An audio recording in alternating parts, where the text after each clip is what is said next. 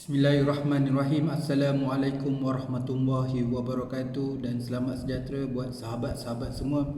Alhamdulillah kita bertemu lagi dalam kelas mengaji tulis tesis di level yang kedua. Malam ni kita dah masuk siri yang ke-6. Okey, masih dalam topik kepentingan kajian. Walaupun kita masih dalam bab 1, walaupun kepentingan kajian adalah benda yang simple sebenarnya dalam bab 1, tetapi dia sangat memberi kesan especially kepada keseluruhan tesis. Walaupun kita akan bincangkan lebih lanjut, lebih detail pada bab yang terakhir, iaitu bab kesimpulan, perbincangan dan kesimpulan, yang mana ada section di situ adalah sumbangan kajian.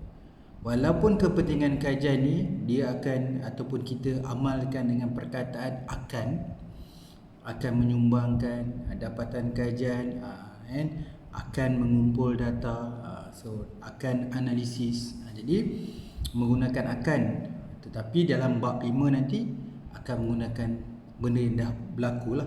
Contohnya menggunakan perkataan telah. Jadi hari ini ada melibatkan beberapa lagi contoh. Saya rasa hari ini adalah hari yang bahagian terakhir lah dalam orang kata topik kepentingan ni. Dan untuk siri yang ke-6 ni adalah yang terakhir untuk kepentingan kajian. Seterusnya nanti untuk siri yang ke-7 kita akan masuk dalam topik skop dan limitasi.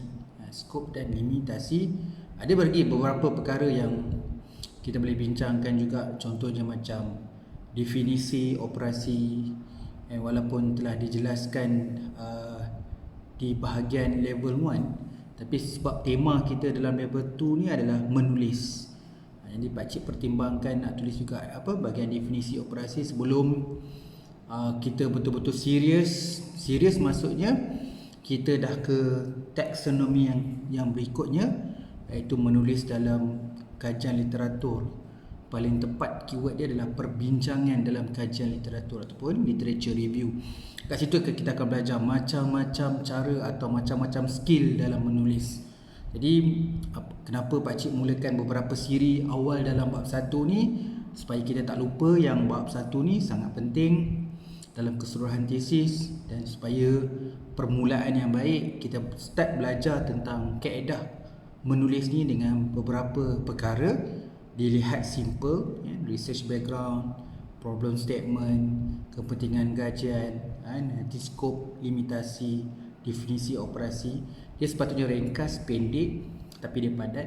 Tapi kita kena belajar cara nak menulis bahagian-bahagian bab 1 ni. Okey, jadi kita teruskan.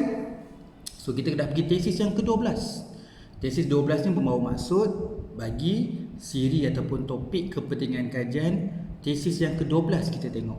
Okey, jadi tema hari ini adalah pakcik mencari tesis-tesis luar negara. Okey, mungkin kalau kata dari segi pemilihan tajuk, pakcik cuba nak cari tajuk yang semua orang boleh faham. Bukan nak kata bidang pakcik, bukan, topik dia bukan bidang pakcik, tapi saya rasa semua orang faham. Kalau di rumah kita ada ketua keluarga, suami, suami adalah pemimpin. Kalau tempat kerja kita ada pemimpin. Jadi topik yang pakcik pilih ni adalah leadership. Untuk semua orang boleh faham topik ni, supaya pakcik nak sampai, you all pun nak terima, receive apa yang pakcik nak sampaikan tu. Walaupun kita bukan nak bincang spesifik topik, tapi adalah kaedah menulis. Okay, kita pergi tesis yang pertama hari ni ataupun secara total yang ke-12. Topik dia adalah Top Managers, Environmental Values, Leadership and Stakeholder Engagement in Promoting Environmental Sustainability in the Restaurants. Menarik sebenarnya, especially ayat yang terakhir itu adalah restaurants. So kalau kat Malaysia ni, kalau buat topik restoran je, mungkin kata bukan topik PhD ataupun takkan buat restoran je, kita kena buatlah topik besar, organisasi yang big firm. Okay, tapi topik ni memang menarik. Lagi kalau yang kena bidang ni, nanti nanti kita boleh dapatkan tesis penuh dia. Okey. Yang ni adalah open access lah, seperti mana yang kita dah belajar 25 database cari tesis tu, ya pakcik kongsikan beberapa universiti luar lah. So universiti luar ni kena tahu dia sangat berbeza, bukan sangat berbeza lah, sedikit berbeza dengan kita punya kaedah menulis tesis di Malaysia ni. Taklah ambil semua, tapi beberapa, especially dalam social science, kita dah biasa menulis dengan banyak perenggan, banyak muka surat. Tapi yang you kena faham kat sini adalah, yang itu juga kaedah pakcik nak bagi benda yang utama dulu, iaitu benda yang kita boleh faham. Jadi sebab tu pakcik memilih hari ini kepentingan kajian yang pendek supaya kita boleh tahu isi padat dia. Okay, untuk topik Top Managers Environmental Value and Leadership and Stakeholder Engagement ni, so dia ada actually dia ada satu perenggan saja. Okay, cuma dalam satu perenggan tu dia ada macam 5 ayat. Okay, tapi ayat ni pakcik pecahkan dua. Maksudnya ayat ni ada 5 ayat, dalam perenggan ada 5 ayat. So 1 hingga ke 3, 1, 2 dan 3 dia dalam satu kumpulan. 1, 2, 3, 4 dalam satu kumpulan, 5 dalam satu kumpulan. Sebab mudahkan pakcik nak buat penerangan. Nanti you all tengok yang pakcik colourkan warna light purple dengan warna merah red. Okay, pakcik mulakan ayat pertama. Dia mulakan ayat dia. Okay, kita bukanlah semua orang kena ikut contoh ni. Ni dah contoh yang ke-12. Hari ni ada sampai 16. Maksudnya nak tulis kepentingan kajian, pakcik dah bagi 16 contoh tesis untuk kita lihat. Okay, yang pertama adalah ayat pertama, dia mulakan perkataan dia adalah this. Itu pun saya baca penuh lah. This study contributes to environmental sustainability literature in several ways. Maksudnya dia nak ceritakan beberapa sumbangan kajian dia, topik dia yang berkaitan dengan environmental sustainability.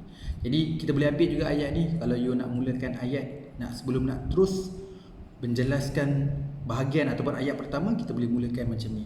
This study contribute to the environmental sustainability literature in several ways. Okay, dia mulakan. Ini point dia dah masuk dah. This study explain the way the which leader values and leadership shape and influence the restaurant company environmental response. The finding could shed light on the ability of top managers to affect the extent to which corporations respond to stakeholders' environmental interests. This study also this study also identify important rules of stakeholders. The result could enable academic and practitioner to concentrate on interests and demands of primary stakeholders group and develop participatory strategies leading on stakeholders active engagement. So dia nak beritahu apa topik ataupun dalam kajian ni apa yang dia nak kaji, apa dia punya finding, so apa dia dapat jumpa ataupun kepentingan dalam topik ini. Jadi ayat nombor 1 hingga ayat nombor 4 ni kita boleh katakan dia menjelaskan sumbangan kepada topik ni lah, leader, memberi sumbangan kepada leader untuk membuat tindakan. Dan dia juga menjelaskan dan juga dalam kajian ni juga bukan hanya pada leader, begitu juga kepada stakeholders. Okay. Ayat yang kelima, this study clarify the link between environmental sustainability and corporate performance, including financial and non-financial outcomes, as previous study has been unclear on this point. Okay, this one dia nak explain bahawa berdasarkan sumber, sebab yang ayat terakhir ni dia ada citations, dia nak menggambarkan bahawa beberapa kajian yang berkaitan dengan environmental sustainability, corporate finance, sama ada financial ataupun non-financial, kajian-kajian sebelum ni ada tetapi unclear. Jadi kat situ nak beritahu dia. Okey, pakcik dah kritik. Untuk bahagian ni pakcik nak kritik sikit lah. Okey, nombor 1, kalau you faham tentang, minta maaf kadang-kadang pakcik sebab kita dah continuous, so tak adalah pakcik nak ulang balik benda yang kita dah buat siri-siri yang sebelum ni. Pakcik ada banyak pakcik yang tak buat, tapi minta you all faham. Bila pakcik you all dengar video ni, you tahu apa maksud pakcik.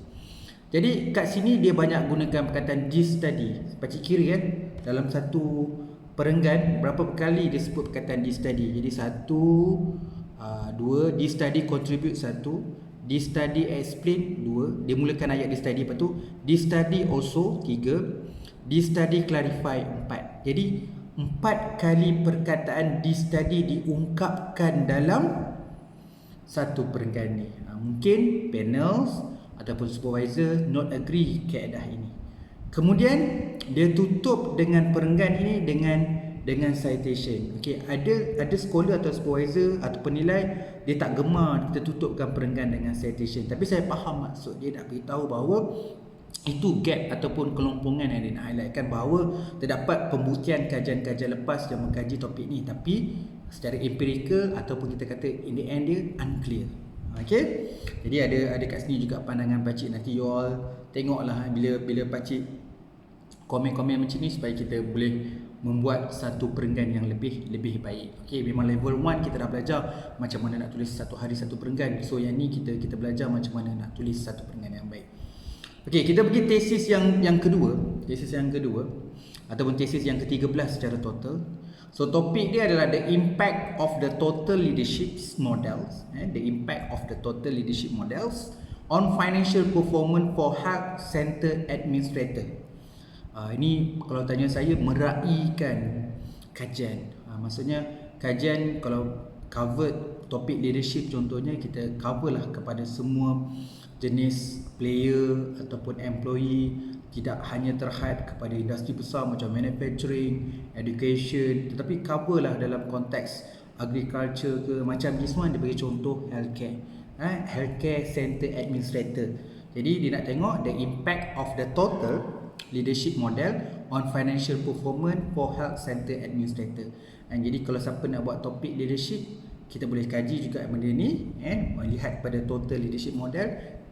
Yang ni tengok financial performance. So kalau nak mengisi gap, boleh cover organizational performance, iaitu melihat financial dan non-financial juga. Bolehlah pergi industri-industri lain yang orang tak cover, supaya kita dapatkan satu dapatan yang originality, bermaksud pada perspektif yang berbeza, iaitu orang belum melihat lagi di industri itu. Jadi perenggan ini satu perenggan juga, tapi dalam satu perenggan tu ada 3 ayat yang penting. Ada 3 ayat penting. Kadang-kadang dia ada beberapa ayat, cuma pakcik nak highlightkan ada 3 ayat yang penting. Okay. This dimulakan ayat this quantitative analysis of an organization HCA. So HCA pakcik sebut tadi lah, healthcare center administrator. Kalau pakcik sebut HCA tu merujuk pada health center administrator. Okay, this quantitative analysis of an organization's HCA and the impact on a financial performance using the total leadership model is significant not only the organization but to overall field of both leadership model and the HCA professions. Okay, yang pertama dia nak beritahu kat sini bahawa dengan menggunakan analisis kuantitatif, topik ini dapat memberi kesan kepada prestasi kewangan bukan hanya kepada organisasi tetapi juga kepada kepimpinan dan juga pengamal industri, practitioner lah ataupun profession. Okey, seterusnya ayat kedua dia kata few, if any research study have used the total leadership model within the HCA field and the finding of this study will address the research gap. Okay, kat sini nak beritahu tak banyak orang buat kajian tentang topik ni. So kajian ini sebenarnya mengisi kelompongan. Address the research gap by applying this model to HCA. Information gleaned from this research will potentially have impact on the best practice in leadership HCA. So kat sini kita boleh belajar juga siapa yang buat kajian seakan ni, antara kelebihan yang boleh dilontarkan adalah the impact on the best practice. Okay, impact on best practice in leadership or HCA both at this organisation and general field will also add the limited literature on leadership with the general healthcare field as well as provide opportunity to build up this area of research. So dia nak beritahu kat sini, dapatan kajian ini mengisi kelompongan. Sebab tu tak banyak, dia kata tadi a few saja yang kaji topik ni. Okey, dia juga dapat menambahkan pengetahuan kerana dapat mengisi kekurangan literature yang berkaitan dengan topik total leadership ni di healthcare. Jadi kalau tanya saya, ini tengah-tengah in. Ramai orang study pasal leadership, macam-macam lah. Ini dia go through the leadership, total leadership, tengok pada financial performance dekat HCA, Healthcare Centered Administrator. So dia boleh kembang dan extend lagi. Okay, pendek je. Okay, tema hari ini adalah melihat kepentingan kajian bagaimana kita boleh dalam PhD. Ini semua tesis PhD, macam mana tesis PhD menulis kepentingan kajian satu peringkat. Okay, sebelum ni mungkin ada yang beberapa peringkat. Okay, nanti kita boleh belajar lah, kan dah ke yang ke-13. Okay, kita pergi yang contoh yang ke-14. Okay, satu perenggan juga, tapi ada 5 ayat utama yang pakcik labelkan nombor 1, 2, 3, 4, 5. Okay, research. Okay, sebelum tu pakcik sebut tajuk, tertinggal pula. Tajuk dia adalah Teacher Perception of Effective Principal Practice in International School in Egypt. Teacher Perceptions of Effective Principal Practices in International School in Egypt. Okay, ada satu perenggan, ada 5 ayat utama. Dimulakan ayat, research that inform principle of specific practices that they can employ as identified by the teachers to help the teacher improve instruction is limited, especially in the international school settings. Okay, lepas tu dia sambung, international school in the context are defined as school outside of the US that deliver a Western-based curriculum in the English language. This study aim to inform, ini objektif lah. This study aim to inform principle of practice that teacher identify as improving their instruction. Jadi ayat pertama, ayat kedua dan ayat ketiga ni sebenarnya nak menjelaskan sumbangan kajian itu. Macam kita dapat dapatan, so dapatan tu dapat memberi sumbangan bagi meningkatkan amalan kepada guru.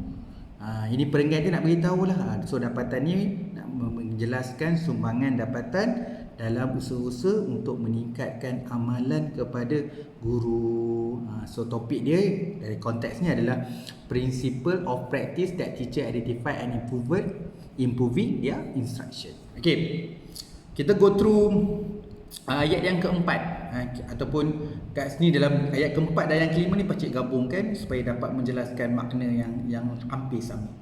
The information collected in this study is especially pertinent in the international school setting where principals and teachers are under different set of demand than their US counterparts.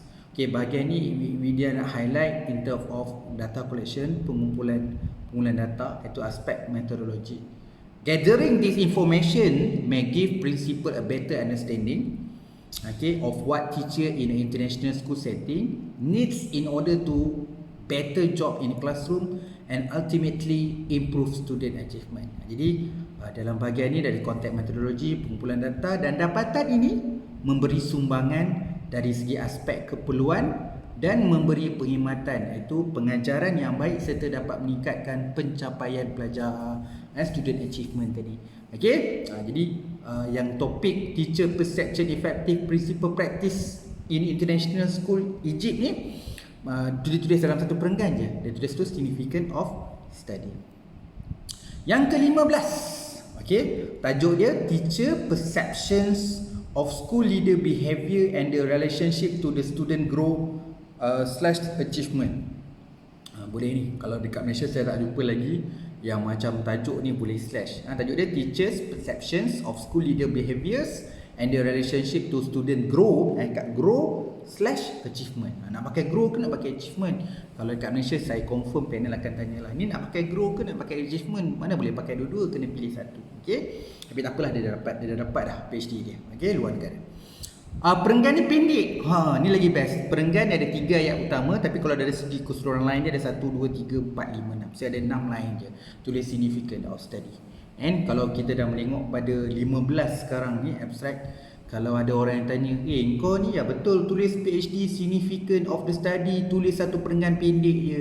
Mana ada dalam dunia yang buat significant of the study satu perenggan. Penat buat research satu perenggan pun penat buat research takkan satu perenggan dia tulis. Okey, nak beritahu lah yang bagi untuk student-student pakcik semua, bukanlah pakcik nak kata dia bagus, orang lain tak bagus dan sebagainya, tetapi kita kena meraihkan ramai. Ini pakcik buktikan salah satu, yang mana bukan salah satu, banyak dah tadi, bahawa banyaknya researcher lepas yang di negara-negara maju yang menulis bahagian significant of the study itu satu perenggan pendek je, 6, 5, 7 line saja.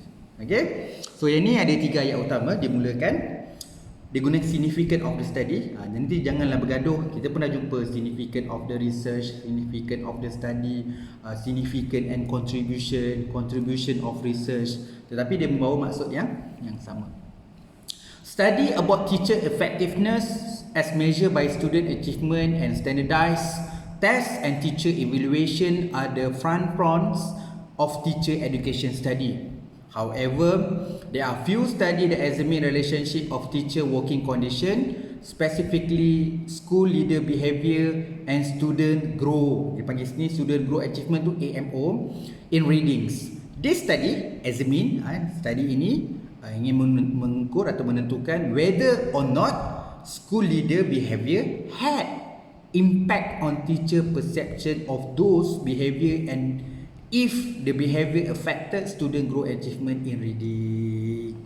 Jadi agak pendek, poin pun tak banyak, tetapi dia membuat secara keseluruhan bahawa perenggan ini untuk mencerita significant of the study adalah menyatakan objektif kajian, iaitu dia purpose kajian, dan menyatakan kekurangan topik ini dalam menentukan hubungan antara gelagat behavior yang dapat memberi impak atau kesan kepada perkembangan dan pencapaian pelajar. So perenggan ni dalam memberi kepentingan atau manfaat, menjelaskan yang pertama, beritahu apa objektif kajian ni dan beritahu bahawa topik ni limited, ada kekurangan. Maksudnya kaji tahun ni, tahun lepas sebelum-sebelum ni tidak mengkaji topik ini, yang mana seterusnya ingin melihat hubungan tadi itu yang berkaitan dengan behavior dan juga memberi kesan kepada grow dengan achievement ataupun perkembangan dan pencapaian pelajar. Okay, tak ada citation perenggan ni tak ada citation. Ada yang you all tengok balik siri-siri, ada yang letak bahagian significant of the study atau kepentingan kajian ni, ada yang letak citation, ada yang tak ada citation. Jadi dua-dua accept. Okay, kita beri yang terakhir, tesis yang ke-16. So topik dia adalah Open Innovations in Small and Medium Sized Enterprise (SMEs), Executive and Employee Perception and Processes and Receptiveness. Okay, pakcik sebut balik tajuk dia, Open Innovation in a Small and Medium Sized Enterprise. Titik dia bertindih Executive and Employee Perceptions of Processes and Receptiveness. Okay, dia ada kat sini ada dua perenggan. Dia buat dua perenggan. Dia tulis ni study significance.